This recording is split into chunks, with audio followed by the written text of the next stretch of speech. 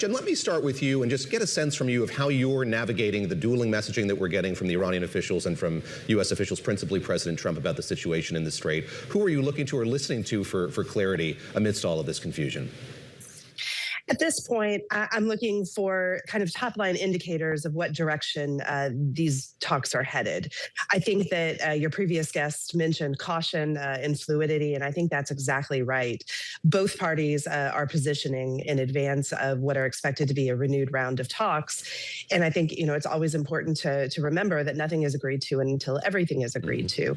With regard to the Strait specifically, this has been a really important reminder that regardless of what President Trump says, or what Iran does in the immediate term, the long-term impact of this is that Iran can close the Strait of Hormuz anytime it wants in the future. That is a very disruptive and disconcerting tool that it now has exercised over the course of the last month that won't necessarily be fully resolved regardless of how this conflict ends. Andrew, I want to pick up on that because I was going to ask you, for all this weaponry and munitions and lives lost and as we were just talking about tankers stuck and economic hardship, the U.S. is really not any different in a different place than it was before they pulled out of the JCPOA the first time. I was going to ask you what was different the second time around, except for it seems to me that Iran might be more willing to give up its nuclear program to please the U.S., knowing that its real card it has to play now is closing the Strait. What is your take on that? I think that's right. I also think, importantly, the geopolitical situation for Iran is much worse today than it was back in 2018 when we got out of the Iran nuclear deal. I mean, remember, the reasons we got out of the JCPOA was not just the perceived holes in the nuclear piece, but also the effect that it would have on Iran's support of proxies and its development of ballistic missiles, i.e., it would make it tougher to sanction Iran for a variety of reasons if we stayed in the deal. Now, since then, you've had Bashar Assad fall. You've had Hezbollah take a tremendous beating from the Israelis in Lebanon. You've had Hamas take a tremendous beating also. You've had Midnight Hammer. Iran is in a worse place today, and so I think it actually could make more sense focusing specifically on the nuclear issue, and I'm not surprised there's parts of the Iranian government that are willing to deal just on that piece.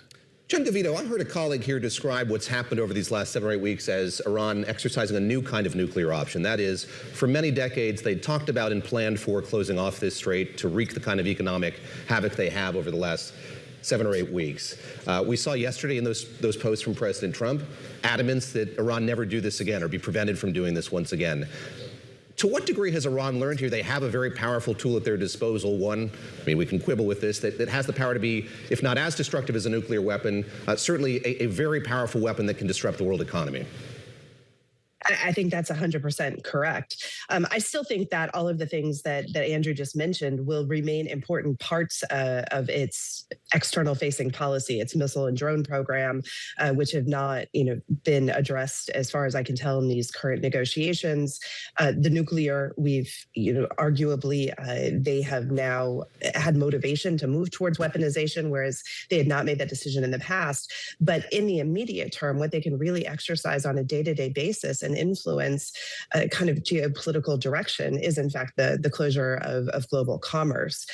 So I expect that we will continue to see this kind of back and forth where if they don't like the direction things are headed, and I suspect that that's what happened yesterday. They announced that the strait was open, tested the United States, and the blockade remained in place. And so they're showing us that they can close it again. So I do think that we are likely to see this happen quite a bit in the future.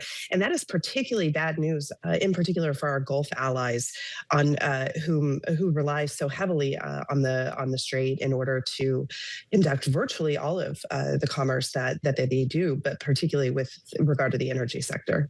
Andrew, one of the things that's complicating, well, our lives here as journalists, but also the lives of people trying to make market predictions and the lives of people just frankly trying to live their lives, is the mixed messaging we're hearing from Iran and from the White House. The president says Iran has agreed to all of these things, and then Iran says we haven't agreed to any of these things. And yet that's the backdrop for these talks that, as far as we know, are expected to happen in Pakistan on Monday. Can you talk to us a little bit about the format of those talks, why there's no working group or expertise involvement in them, and if you think the Pakistanis are being kind of reliable narrators? Are they telling the Trump administration what Iran is really saying, or are they telling the Trump administration what they think the Trump administration wants to hear? That's a very, very good question. Certainly, the Pakistanis love the position they're in. They have their own geopolitical problems on their border with the Taliban. There was a conflict with the Taliban kicking off right about the time the U.S. conflict with Iran was kicking off. The more we focus on this channel through them, the more U.S. goodwill and latent support they're going to have in any coming fight with the Taliban and also vis-a-vis India. So, yes, the Pakistanis want this to continue very much. In terms of signal versus the noise, at least on the Iranian side, I do think there's a couple of things going on. One is that genuinely the two different parts of the remaining Iranian regime probably have a tough time talking to each other. Everyone's concerned about communications.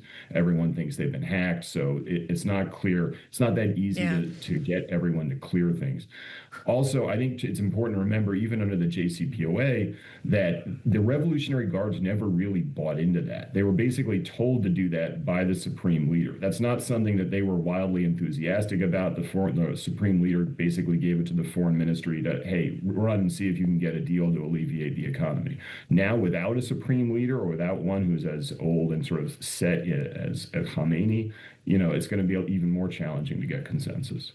Jen, we've only got about 30 seconds, but I did want to get your take on that, at the form of these talks and the Pakistanis as mediators.